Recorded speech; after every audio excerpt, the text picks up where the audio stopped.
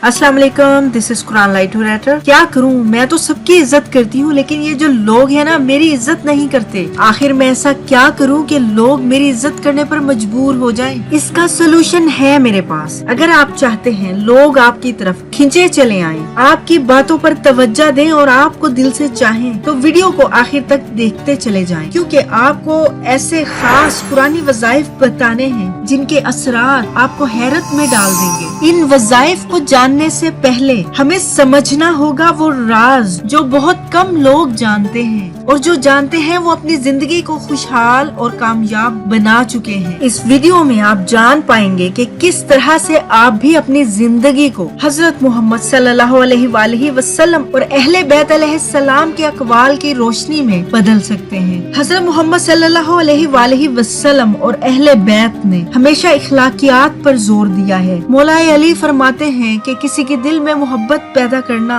एक बहुत बड़ी फतह है। इसका मतलब है कि लोगों को अपनी तरफ माइल करना सिर्फ लफ्जों का खेल नहीं बल्कि दिलों की फतह है। इमाम हसन ने फरमाया कि अच्छे आमाल हमें दूसरों के दिलों में मकाम दिलाते हैं। हजरत इमाम हुसैन फरमाते हैं कि दिलों में अल्लाह की मोहब्बत पैदा करो, जो अल्लाह का हो जाए वो सबका महबूब हो जाता है। अब इस वीडियो के सबसे अहम हिस्से की तरफ यानी कुरानी वज़ाइफ की तरफ चलते हैं, लेकिन उससे पहले एक मशवरा। अगर आप चाहते हैं आप लोगों में हर दिल अजीज बन जाएं, तो सलाम में पहल करने की आदत को अपनाएं। लोगों से इज्जत, मोहब्बत और इखलाकी हसना से पेश आएं। इस तरह से लोगों के दिलों में हमारा मकाम बढ़ता चला जाएगा, और जो शख्स सुबह के वक्त या कयूमू पढ़ता रहे, लोग उसकी इज्जत करेंगे, और ये सुबह के वक्त ही पढ़ना है। और दूसरा वजीफा सूरह यासीन की खास आयत नंबर 58 पर मुश्तमिल है, जो लोगों को आपकी तरफ अट्रैक्ट करने में बहुत ही मौसर है। सलामुन कौलम मिर रब्बिर रहीम।